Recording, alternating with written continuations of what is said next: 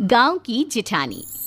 शांति अपने दो बेटों अर्नव और आरुष के साथ शांति से जीवन बिता रही थी, लेकिन शांति के पति सोहन से उसकी कभी कभार थोड़ी अनबन हो जाती थी। एक दिन शांति रोज की तरह सुबह का खाना बना रही थी, तभी दरवाजे की घंटी बजी। घंटी की आवाज सुनकर वो दरवाजे की ओर जाते हुए कहती है, अरे आती हूँ, कौन है, सब्र करो। शांति दरवाजा खोलती है तो देखती है कि उसके जेठ मोहनदास सामने खड़े होते हैं। वो सक पकाकर अपना घूंघट करती है और पैर छूकर कहती है, आइए आइए जेठ जी। कैसी हो शांति?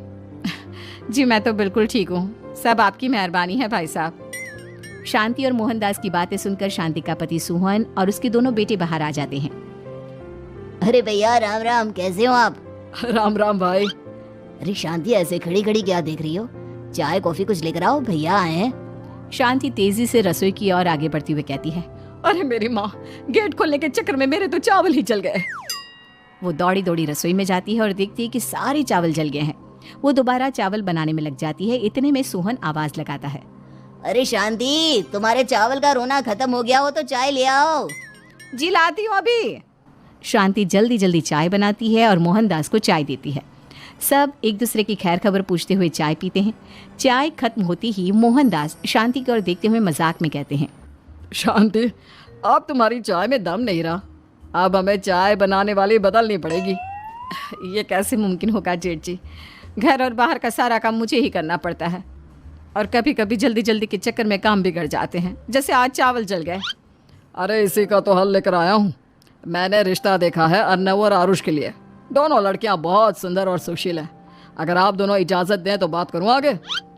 सोहन और शांति रिश्ते की बात सुनकर कहते हैं, अब ठीक है, बात चलाइए ना भैया, पर पहले लड़की के बारे में कुछ बताइए तो सही।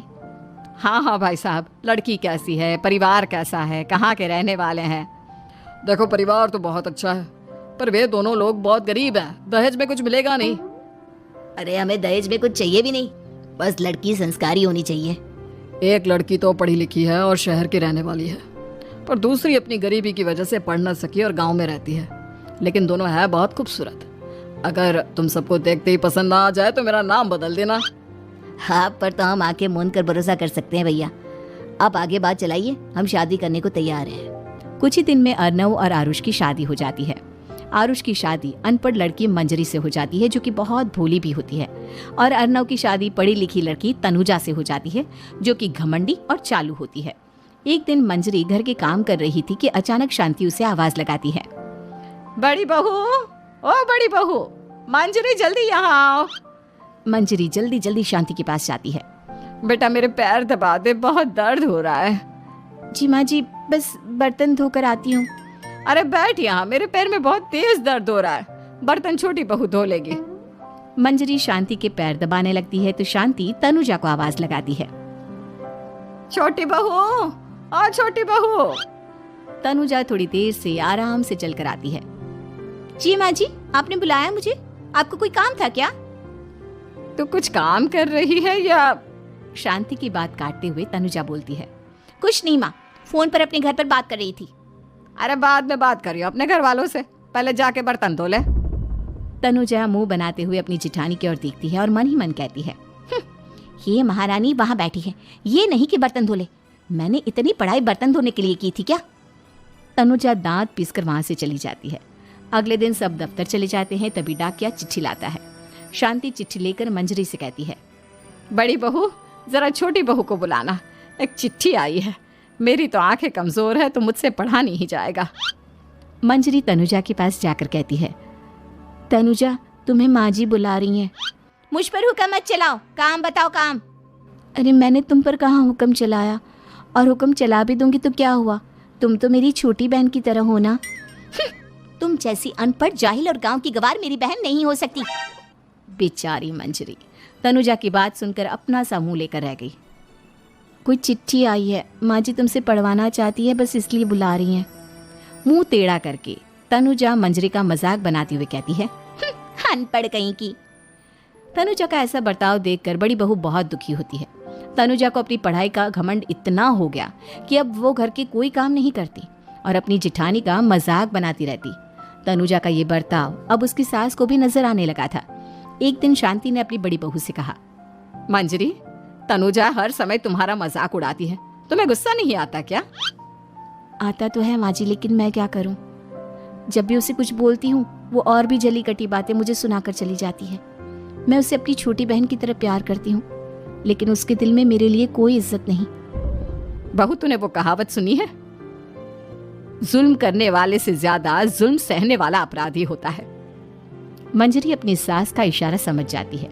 वो अपनी देवरानी को सबक सिखाने की ठान लेती है। और एक दिन शांति अपनी दोनों बहुओं के साथ बैठी थी तो शांति अपनी बड़ी बहू से पूछती है, अरे बहू, शाम होने को है, कुछ सोचा है क्या बनेगा खाने में? माँ जी, मेरे तो सर में बहुत दर्द है आज। मेरी प्यारी देवरानी ही कुछ अंग्रेजी खाना बनाकर खिलाएगी। सुना है पढ़े लिखे लोग अंग्रेजी खाना बहुत अच्छा बनाते हैं, क्यों तनुजा? इतना कहकर मंजरी अपनी सास की ओर देखकर मुस्कुरा दी। तनुजा अपनी तारीफ सुनकर बहुत खुश हो गई। इतने में शांति कहती है, ये तो सच बात है छोटी बहू, ये तो मैंने भी सुना है। हम भी पक गए हैं बड़ी बहू के हाथ का खाना खा खा कर। तनुजा, तुम्हारी माँ भी तो तुम्हारे खाने की बहुत तारीफ करती हैं। आज हमें भी खिला दो कुछ अच्छा सा बनाकर। शांति की बात सुनकर छोटी बहू और आसमान पर चढ़ गई, पर उसे ये कहाँ पता था कि उसकी सास और जेठानी उसे सबक सिखाना चाहती हैं। तनुजा अपनी तारीफ सुनकर खुश तो बहुत होती है, पर सोचने लगती है, मुझे तो कैसा भी खाना बनाना नहीं आता। अब मैं क्या करूंगी? अगर मैंने इनको सच बता दिया तो मेरी सारी इज्जत मिट्टी में मिल जाएगी। अरे छोटी बहू, क्या सोच रही हो? खिलाओगी ना अपने हाथ का अंग्रेजी खाना? छोटी बहू हाँ में सर हिला देती है। अचानक से उसके दिमाग में एक आइडिया आता है। मैं इंटरनेट से देखकर कुछ बना लेती हूँ, मेरी वाहवाही पूरे घर में हो जाएगी। मुझे कौन सा रोज रोज बनाना है। माँ जी, आज आप सबको ऐसा खाना खिलाऊंगी कि इतने में शांति छोटी बहू की टांग खींचते हुए कहती है कि पता नहीं कैसा खाना खिलाओगी। ए ऊपर वाले, हमारी रक्षा करना। इतना बोलकर शांति और मंजरी दोनों जोर जोर से हंसने लगते हैं। अब तनुजा रसोई घर में चली जाती है और खाने की तैयारी करने लगती है, पर उसे रसोई घर की चीज़ों के बारे में तो कुछ नहीं पता। जैसे तैसे सारी चीज़ें निकालती है और इंटरनेट पर देखकर खाना बनाती है। कुछ ही देर में सब लोग घर आ जाते हैं। अरे सुनते हो, आज का खाना हमारी छोटी बहू बना रही है। अरे वाह, आज तो फिर कुछ अंग्रेजी खाना खाने को मिलेगा। कुछ ही देर में खाना बन जाता है तो छोटी बहू सबका खाना लगा देती है। इतने में बड़ी बहू कहती है, क्या बात है देवरानी जी, आज तो बहुत अच्छी खुशबू आ रही है। ये बात तो सही कही बड़ी बहू तूने, खुशबू तो अच्छी है। ऐसी खुशबू तो मेरे खाने में भी नहीं आती।